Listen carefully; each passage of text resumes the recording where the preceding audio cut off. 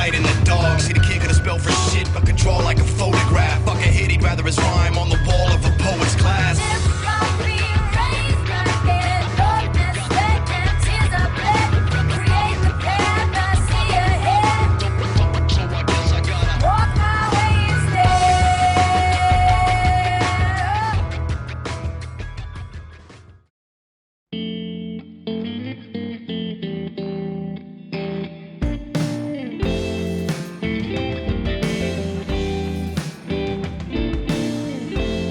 I think starting the season with a win in Manchester, my goal was to win the overall, and yeah, basically every stop just trying to keep that consistency going and getting on the box every time.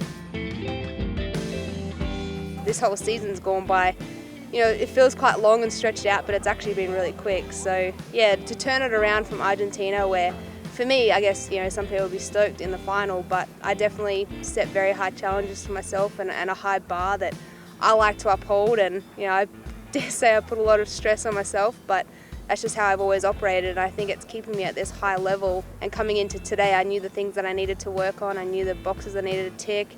I had that little bit of redemption that I wanted to clean up from Argentina, and I started the year on a high and I wanted to finish the year on a high, and it's the nicest way to walk out of this with the overall as well as getting on the podium, and all smiles till next year.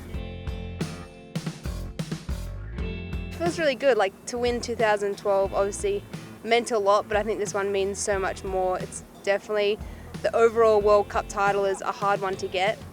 You've got to be consistent the entire season, and it was a lot more challenging than when I won it in 2012.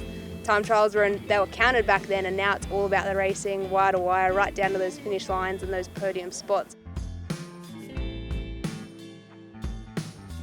I had a really solid off-season, January right through to March in Australia, and switched a lot of things up since last year. Started training with the Australian Institute of Sport, got new gym trainers, and changed a little what I was doing. Coming into Manchester, it paid off. I knew that what I'd done in that off-season had worked.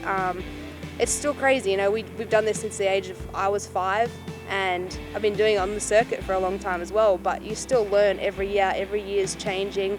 You've got to continue to step up the game, whether you're on top or behind. Even on top, you're always looking for the next thing, because there's the next girls coming through, and the depth of talent is so huge now. So yeah, I think this next off season, a few tweaks again, some more challenges, and just making sure coming to next season, learning from what I've learnt this year, and going into Rio, it's going to be a big build up, and the race is on already.